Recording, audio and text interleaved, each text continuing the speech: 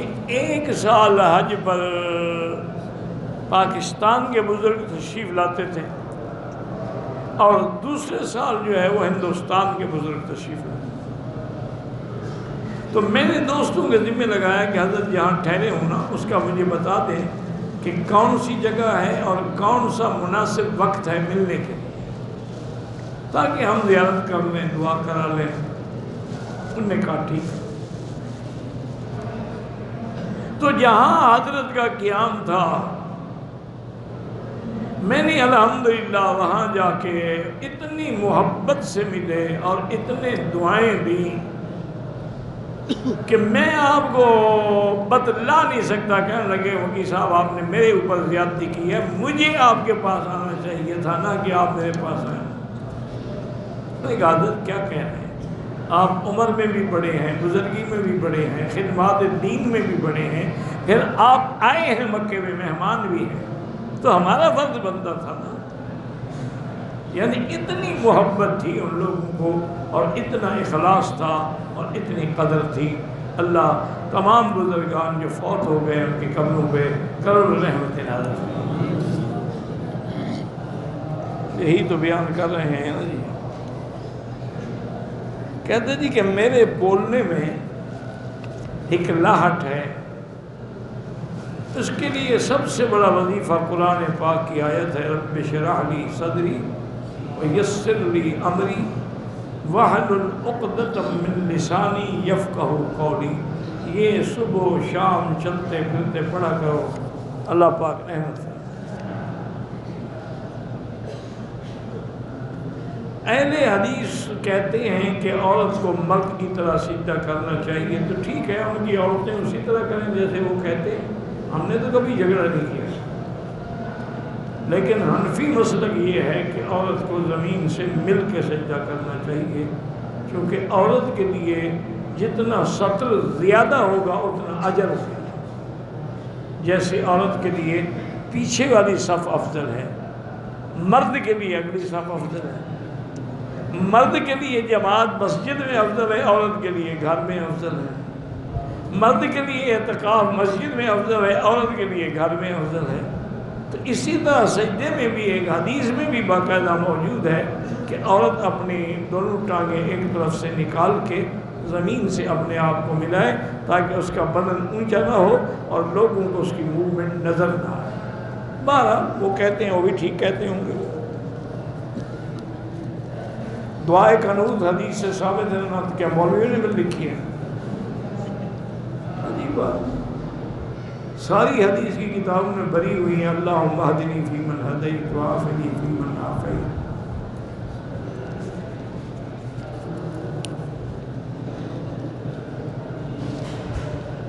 فرض نماز کے رکوع اور سجود میں افضل یہ ہے کہ تسبیحات زیادہ کہیں۔ کیا معنی؟ سبحان ربی العظیم 3 کے بجائے 7 دفعہ کہتے ہیں۔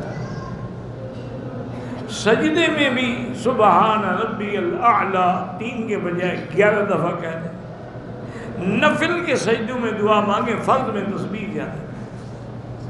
اچھا یہ بھی حکمت ہے، ایک حدیث ہے کہ اللہ پاک نے فرمایا کہ میرے مدنی جن لوگوں نے میرے ذکر میں مشغول رہے تسبیحات میں، ان کو میں مانگنے والوں سے بھی زیادہ بہتر دے دیتا ہوں۔ من شغلہ ذکری ان مسألتی، جس کو میرے ذکر نے سوال کرنے سے بھی روک دیا تو میں اس کو بغیر سوال کے بھی دے دیتا ہوں۔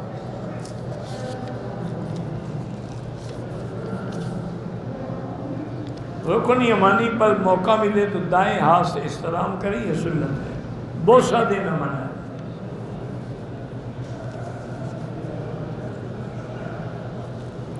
مغرب کی اذان کے بعد 2 رکعت جو ہے ویسے بھی اس کو مستحب کہتے ہیں، حنفی مسلک میں افضل ہے کہ مغرب کے بعد پڑھیں، لیکن یہاں کے ائمہ کے نزدیک جائز ہے کہ بین کل اذانین صلاۃ۔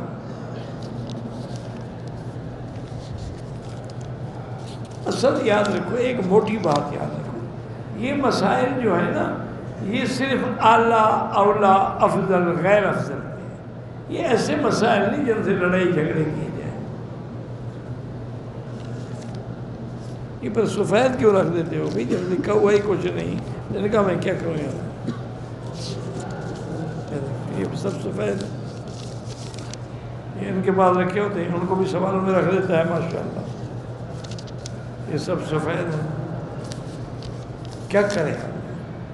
ایک سے ایک بڑھ کے ہمیں خلیفہ ملا ہوا ہے، تاکہ پیر جلدی پاگل.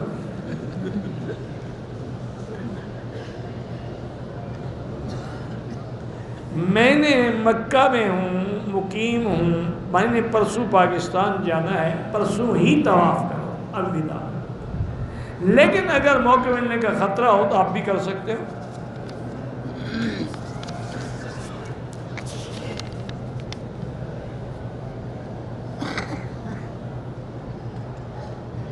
ایک شخص نے اپنی بیوی ایک 9 سال کی بچی کے ساتھ عمرہ مکمل کر لیا. عمرے کے بعد پتہ چلا کہ بچی دوران عمرہ حیض سے تھی، اور اس نے اس روح سے حیا اس کا اظہار نہیں کیا. بچی کو کہیں تنہا بھی نہیں چھوڑ سکتے، تو بچی کو مسجد میں نہیں لے آ سکتے، باہر سین میں بیٹھ سکتے ہیں. اس کو سین میں آپ بھی وہی نماز پڑھ لیا کریں، اکیلا نہ چھوڑیں بچی کو. بہرحال اب بچی جب پاک ہو جائے تو طواف بھی کرے اور دم بھی ادا کرے. چلو باپ سے تو شرم ہوتی ہے، ماں کو تو بتا سکتی تھی. اور یہ سب بچیوں میں آنا ہے، کوئی نئی چیز تو نہیں ہے.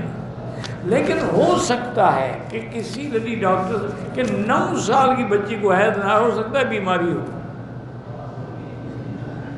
اس لیے 9 ڈاکٹر لیڈی ڈاکٹر سے جا کے رائے بھی لے لو. وہ کہیں کہ نہیں نہیں یہ حیض نہیں ہے، تو بس پھر کوئی گناہ نہیں. پھر تو گویا کہ اس نے ناپاک طواف کیا ہے، دم دے دے. کہتے ہیں جی کہ سفر کے اندر حنفی مسلک میں 2 نمازیں اکٹھی پڑھ سکتے ہیں. ہاں پڑھ سکتے ہیں، ظہر اور عصر، مغرب اور عشاء. لیکن حنفی مسلک میں اس کا طریقہ یہ ہے کہ جمع صوری ہوگی، جمع حقیقی نہیں ہوگی. کیا معنی؟ کہ ظہر کو لیٹ کر دو، آخر وقت میں پڑھو. جب سلام پھیرو 2 منٹ کے بعد، 4-10 منٹ کے بعد عصر کا وقت لیا، عصر کو اول وقت میں پڑھنا. تو دونوں جمع بھی ہو گئی اور وہی بھی اپنے اپنے وقت میں. مغرب کو تاخیر کر دیں، اس کو آخر وقت میں پڑھیں، اس کے بعد عشاء پڑھ لیں. ان کے نزدیک یہ جمع صوری ہے، جمع حقیقی نہیں ہے. وہ کہتے ہیں جمع حقیقی جو ہے صرف عرفات میں یا مزدلفہ میں ہے. مطلب ان الصلاۃ کانت علی المؤمنین کتابا موقوتا، اللہ نے نماز کے اوقات رکھے، توقیت ہے، تعیین ہے، اس کو ملائے نہیں بلا عذر. احرام کی حالت میں اگر جسم سے خون نکل گیا کوئی جرمانہ نہیں.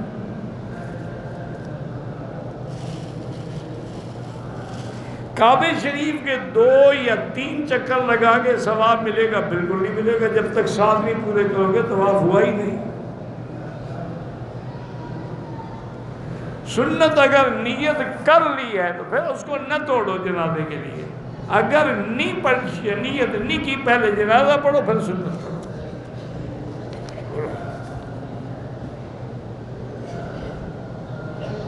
احرام کی حالت میں سر ڈھانپ کے مسجد عائشہ میں نفل پڑھے. نفل پڑھنے کے بعد کیب اتاری. تو ٹھیک ہے، ابھی تو آپ نے نیت کی ہی نہیں نا.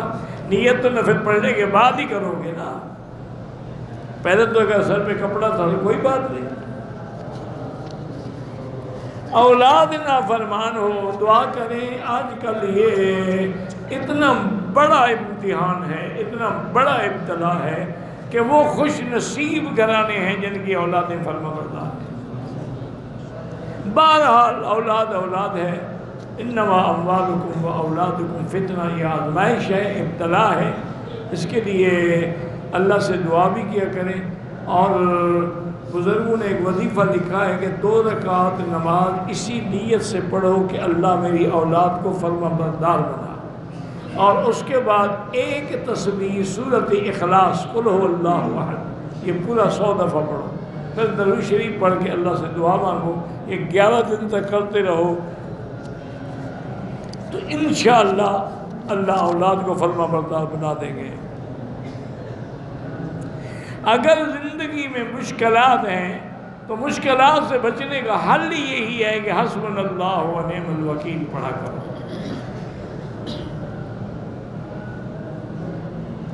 اگر گھٹنوں میں تکلیف ہے، زمین پہ سجدہ نہیں کر سکتا، کوئی بات اشارے سے کرے۔ اگر زمین پلاٹ ہم لیتے ہیں، بیچتے ہیں، لے کے دیتے ہیں، پھر کمیشن لینا جائز، بالکل جائز ہے۔ ہم تو ابھی تک طالب بھی نہیں بنے تو مجتہد کہاں سے بن گئے؟ عجیب آدمی ہیں، مجتہد بڑی شان ہوتی ہے۔ وہ ایک اہل حدیث بھائی آئے، انہوں نے علامہ انور شاہ، وہ اہل حدیث بھی عالم تھے، مولوی تھے، علماء میں سے، تو علامہ انور شاہ کاشمیری کو ملنے کے لیے آئے۔ تو جب ملے تو کہا کہ شاہ جی، آپ کے علم کا، فضل کا، حافظے کا، دیانت کا، امانت کا میں بے انتہا معتقد ہوں، لیکن کیا آپ جیسے آدمی کو بھی تقلید کی ضرورت ہے؟ انہوں نے کہا اسی سے سوچ لو کہ میرا بھی تقلید کے بغیر گزارا نہیں ہوگا، پھر تیرا کیا ہوگا؟ چپ۔ اتنے بڑے آدمی کبھی مجتہد کا دعویٰ نہیں کیا، تو عام مولوی کہاں سے مجتہد بن گئے؟ جراب پہن کے طواف کر سکتے ہیں؟ ہاں کر سکتے ہیں۔ ہمارے علاقے میں کھاد کی بوری 2000، پتہ نہیں کیا، یہ 6 ماہ کے بعد 3000، ہاں ٹھیک ہے وہ جائز ہے، لیکن یہ کام بھی نہ کیا۔ جائز تو ہے، بیمہ پالیسی بغیر عذر کے ناجائز ہے۔ ایک عذر ہوتا ہے کہ جیسے بعض ملک ایسے ہیں کہ بغیر انشورنس کے آپ اتر ہی نہیں سکتے، وہاں تو مجبوری ہے۔ نماز میں سجدے والی جگہ کو دیکھنا افضل ہے۔ اگر عمرے کا طواف کرتے ہوئے تھوڑی دیر کے لیے دونوں کندھوں پہ چادر ڈال دی، کوئی بات نہیں۔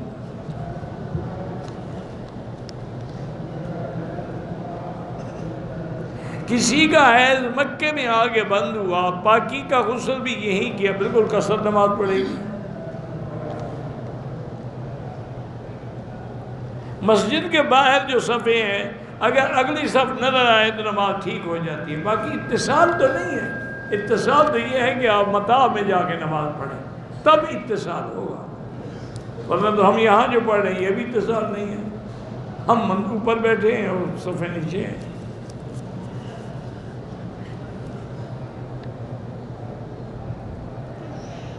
کہتے جی ختم نبوت کے مسئلے پر کیا شیعہ کو بھی ہم ساتھ لے سکتے ہیں؟ لے سکتے ہیں، شکار کے لیے تو ہر چیز کو ساتھ لیا جا سکتا ہے۔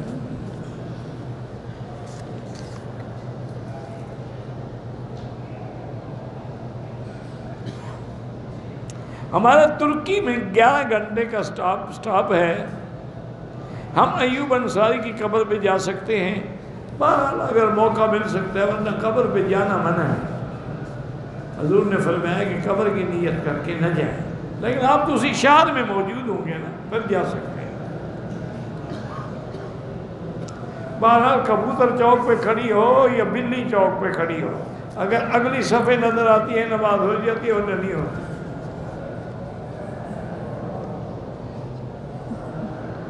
ایک شخص کلرک ملازم ہے، ٹھیکیدار سے مٹھائی کے پیسے لیتے، مٹھائی کیا ہے؟ سیدھی رشوت ہے، جہنم کی آگ ہے، مٹھائی نہیں ہے یہ۔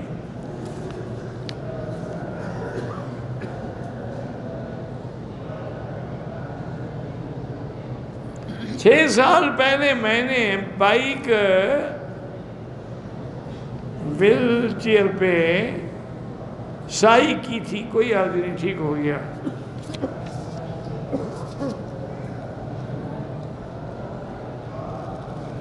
ایک آدمی کو نوکری لگتی ہے، 3-4 دن کے بعد چھوڑ دیتا ہے، استغفار زیادہ پڑھے۔ اگر کسی بری عادت میں مبتلا ہو، استغفار پڑھے۔ اگر روزے کی حالت میں عورت کو حیض آ جائے، وہ روزہ ختم ہو گیا، لیکن شکل روزے والی رکھے، اس کا قضا کرنی ہوگی۔ گھر میں کوئی بڑی پریشانی ہو جاتی ہے، سارے گھر والے حسبنا اللہ و نعم الوکیل۔ دیکھو نا، اس سے بڑی پریشانی کیا ہوگی کہ میدان احد میں قرآن پاک نے خود وہ منظر بیان کیا ہے کہ ایسا حالات ہو گئے کہ ان کے پاؤں ہل گئے، زلزلوا حتیٰ یقول الرسول متی نصر اللہ الا ان نصر اللہ قریب۔ تو اس وقت بھی پھر صحابہ نے کیا پڑھا؟ حسبنا اللہ ونعم الوکیل۔ پھر قرآن کہتے ہیں جب انہوں نے پڑھا تو فانقلبوا بنعمت من اللہ وفضل لم یمسسہم سوء، اللہ نے ان کو نعمتوں سے بھی نوازا اور پھر اس کے بعد کوئی تکلیف نہیں ہوئی۔ تو یہ تو ایک بہت بڑی نعمت ہے اگر تمہیں قدر آئے۔ بعض اللہ والوں نے کتاب لکھی ہے القول الجمیل فی فضل حسبنا اللہ ونعم الوکیل، کہ اس کے پڑھنے کے کیا کیا فائدے ہیں۔ لیکن شرط یہی ہے میرے بھائی کہ جب پڑھو نا تو تنہائی میں اکیلے بیٹھ کے پورے یقین اور پورے اللہ پہ ذات کی طرف تصور کر کے پڑھیں، انشاءاللہ پھر دیکھیں مصیبتیں اڑ جائیں گی۔ مقام ابراہیم اسی جگہ ہے جہاں ابراہیم علیہ السلام کا پتھر وہ ہے، باقی جگہ تو وہ نہیں ہے۔ وہ تو کعبے کی دیوار کے ساتھ تھا۔ کعبہ جو بناتے تھے تو اسی پتھر پہ، تو پتھر وہاں کھڑا تھا، کعبہ یہاں بناتے تھے۔ وہ تھوڑا سا اپنا عقل بھی استعمال کر لیا کہ سارا مولوی مکی کا مفت نہیں ہے۔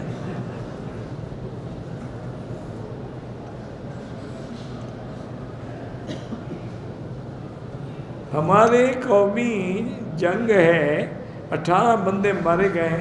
اللہ پاک آپ کے قبیلوں کے اندر صلح پیدا فرمائے، اتفاق پیدا فرمائے۔ اللہم الف بین قلوبہم واصلح ذات بینہم۔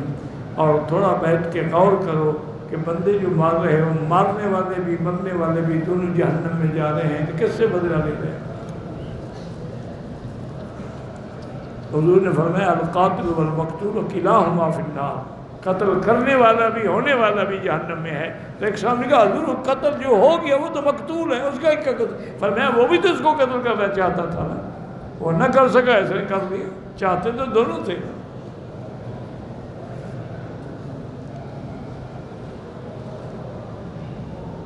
تبلیغ والوں کے بچے ٹھیک نہیں ہوتے، تیرے بچے ٹھیک نہیں ہوں گے، ان کے تو ٹھیک ہیں۔ تبلیغ والوں سے کیا مراد ہے کہ اس کا نام لو؟ وہ تو پورے عالم میں کروڑوں کی تعداد میں ہے، اس میں اچھے بھی ہوتے ہیں برے بھی ہوتے ہیں۔ ایک آدمی احرام کی حالت میں لاہور سے جدے آیا، ہارٹ اٹیک کی وجہ سے 2 اسٹنٹ ڈالے گئے، 9 اب تک جدہ میں ہی ہے، احرام کھول دیا کپڑوں میں۔ ہاں اس کو چاہیے کہ جب تندرست ہو جائے تو ویل چیئر پہ آ کے عمرہ بھی کر دے اور ایک دم بھی دے دے، کیونکہ اگر کسی وجہ سے احرام کھولا جائے تو دم دینی پڑتی ہے۔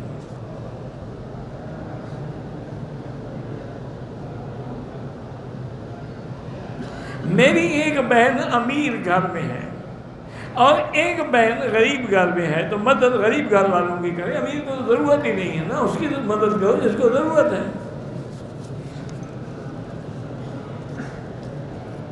کسی کے بال کم عمری میں سفید ہو جائیں تو مہندی لگائے، اس میں کوئی اور کلر ملا، خالص سیاہ نہ ہو۔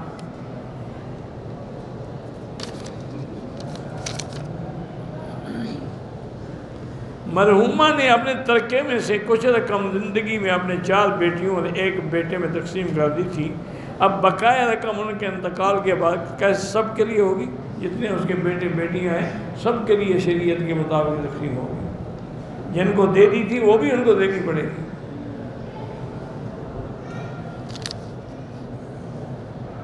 باقی رقم صدقہ خیرات بھی اس کے جائیداد کے تیسرے حصے سے ہو سکتا ہے، ساری جائیداد میں نہیں۔ وہ وارثوں کی اب اس کی تھوڑی ہے۔ نماز میں خیال ادھر ادھر جاتے ہیں، کوئی بات آپ پڑھتے رہیں اور ہر لفظ پہ تصور کریں الحمدللہ رب العالمین کہ میں کیا پڑھ رہا، انشاءاللہ خیال ختم ہو جائے۔ مدینہ منورہ میں 40 نمازیں پڑھنا فضیلت ہے، ضروری نہیں ہے۔ سفر میں سنت معاف ہے، پڑھیں تو ثواب ہے۔ ایک لڑکا جو خام خواہ غصہ کرتا ہے، لا حول پڑھ کے دم کیا کرو۔ شیطانی وساوس زیادہ آتے ہیں، لا حول پڑھا کرو۔ ہماری کچھ بہنیں ہیں، ان کے رشتے کے لیے 3 دفعہ سورۃ الرحمن پڑھ کے روزانہ دعا کریں، انشاءاللہ جلدی ہو جائے گا۔ جو بھی اللہ اولاد ہیں، اللہ سب کو صاحب اولاد بنائے اور اولاد بھی صالح عطا فرمائے۔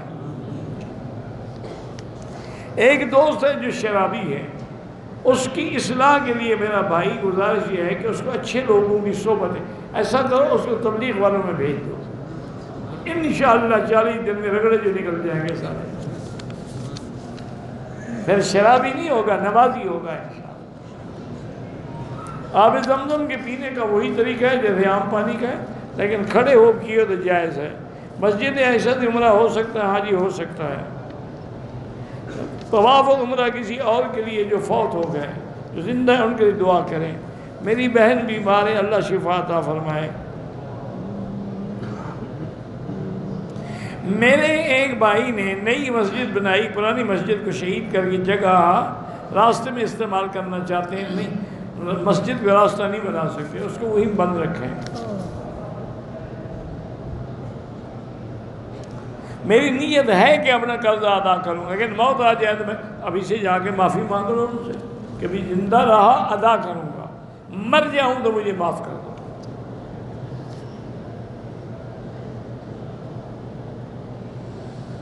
اگر ہر حاجی کے سامنے سلام پیش نہ کیا جائے، سہنگے میں دیوار کے پیچھے پڑا جائے، نہیں جب سامنے کھڑے ہوں گے، جیسے زندگی میں کتنے قریب کھڑے ہوتے تو سنتے، تو اتنا ہی سامنے کھڑے، یہ نہیں کہ آپ باہر کھڑے ہوں تب بھی آپ سنیں۔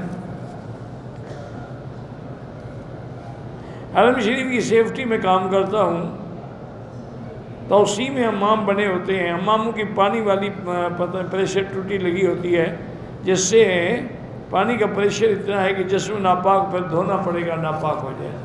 لیکن اس کا ایک طریقہ ہے، کسی سے پوچھ لیں، وہ جہاں سے پانی آتا ہے نا اس کو پیچھے سے کم کر دو تو یہاں بھی پریشر سے نہیں آئے گا۔ میرے لڑکے نے اپنے بھائی بیٹے کا نام محمد عارض رکھا ہے، اللہ عالم کیا مقصد ہے، ٹھیک ہے۔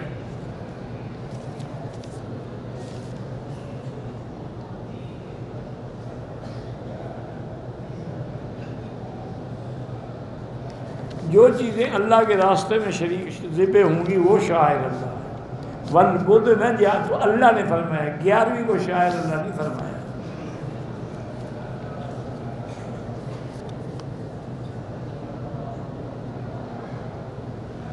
اگر عورت مدینہ واپسی حیض کے حال میں ہو، مکہ واپس آئے تو وہ احرام نہ باندھے بہتر ہے، نیت ہی نہ کرے، باقی اماں کے نزدیک کوئی دم نہیں۔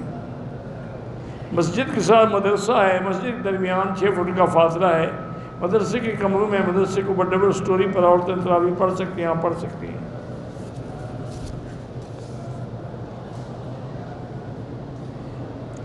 میری بیوی بہت نافرمانی کرتی ہے، اللہ ہدایت دے کہ اس کو خرچہ ورچہ دیا کرو تو نافرمانی نہیں کرے گی۔ میقات سے مراد یہ ہے جو مقام حضور نے مقرر فرما دیے کہ اس سے آگے بغیر احرام کے نہ جائیں، جیسے مدینے میں ذوالحلیفہ ہے، ادھر قرن طائف ہے، قرن المناظر ہے، جوفہ ہے، یہ 5 میقات ہیں۔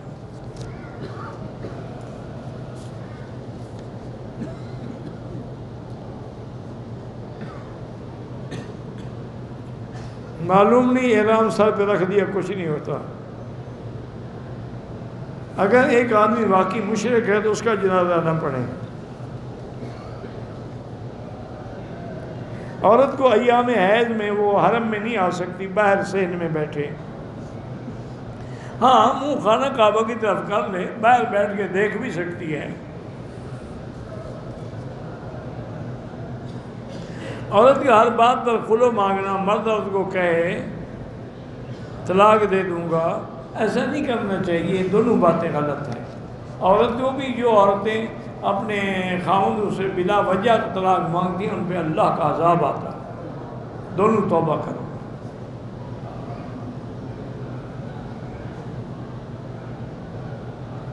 مرد کی یادداشت کمزور ہے، ہر بات بھول جاتے ہیں، تو اللہ سے دعا کرو۔ عورت خرچ کرتی ہے تو وہاں گھر میں رکھا ہی نہ کرو، پیسے کسی دوست کے پاس رکھو، نہ ہوں گے نہ خرچ کرے گی۔ عمرے کی نیت سے آئے تھے، جہاز میں انہیں اٹیک ہوا، سرجری ہوئی، عمرہ تو ان پہ واجب ہو گیا، لیکن جب اللہ صحت دے دم ویسے دے دیں۔ ہوائی جہاز میں نماز کا وقت ہو جائے نماز پڑھنی چاہیے۔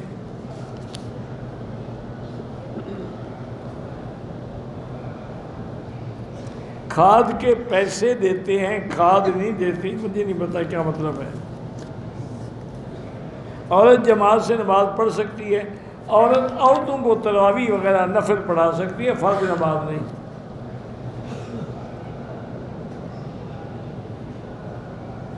میں اپنے شوہر کو ہر حال میں خوش کرنے کی کوشش کرتی ہوں، لیکن وہ خوش نہیں ہوتے۔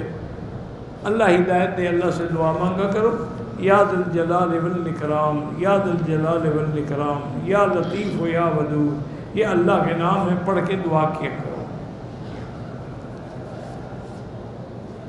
میری خالہ کو کینسر ہے، اللہ شفا عطا فرمائے۔ یہاں آنے کے بعد میرے بھائی کو وساوس آتے ہیں، تو آخری صورتیں جو ہیں قل اعوذ برب الفلق اور قل اعوذ برب الناس، ہر نماز کے بعد 3 دفعہ پڑھ کے ہاتھوں پہ دم کر کے سارے بدن پہ پھیرا کریں، تو انشاءاللہ شیطانی وسائل سے اللہ بچا دیں گے۔ اللہم صلی علی سیدنا محمد وعلی آل سیدنا محمد وبارک وسلم۔ یا اللہ یا رحمان یا رحیم یا حی یا قیوم یا ذا الجلال والاکرام، یا الہنا الہ کل شیء الہ واحد لا الہ الا انت، اللہم انت المیسر لکل یسیر وانت علی کل شیء قدیر۔ اللہم یسر امورنا وامور اولادنا واولاد اولادنا وبناتنا وامور من اوصانا واستوصانا وامور المسلمین برحمتک یا ارحم الراحمین۔ اللہم اشفنا واشف مرضانا ومرضى المسلمین، اللہم انصر الاسلام والمسلمین، اللہم احفظ سائر بلاد المسلمین وهذا البلد الامین فاجعل آمنا مطمئنا سخاء رخاء الى یوم الدین برحمتک یا ارحم الراحمین۔ یا اللہ بیماروں کو شفا عطا فرما، یا اللہ ہماری ظاہری باطنی روحانی جسمانی نفسانی بیماریاں دور فرما، یا اللہ بے حیاؤں کو حیا عطا فرما، بے دینوں کو دین عطا فرما، بے اولادوں کو اولاد صالح عطا فرما، یا اللہ جن کی بچیاں ہیں ان کے رشتے آسان فرما، یا الہ العالمین حرمین الشریفین کو قیامت تک ہر فتنہ سے محفوظ فرما۔ یا اللہ پوری دنیا میں جتنی مساجد ہیں، مدارس ہیں، دین کے ادارے ہیں، دین کی جماعتیں ہیں، افراد ہیں، ان کی حفاظت فرما۔ یا اللہ بھائی عبدالوہاب کی مغفرت فرما، یا اللہ اس کی قبر کو نور سے بھر دے، یا اللہ ان کو جنت الفردوس میں داخل کر دے، یا الہ العالمین ان کے مشن کو ہمیشہ جاری و ساری فرما۔ یا ارحم الراحمین ہمیں مانگنا بھی نہیں آتا، بغیر مانگے عطا فرما۔ یا اللہ تمام آنے والوں کو حرمین الشریفین کے ثمرات و برکات نصیب فرما۔ ربنا تقبل منا انک انت السمیع العلیم وتب علینا انک انت التواب الرحیم۔ صلی اللہ تعالی علی خیر خلقہ سیدنا محمد وعلی آلہ وصحبہ اجمعین علی سیدنا محمد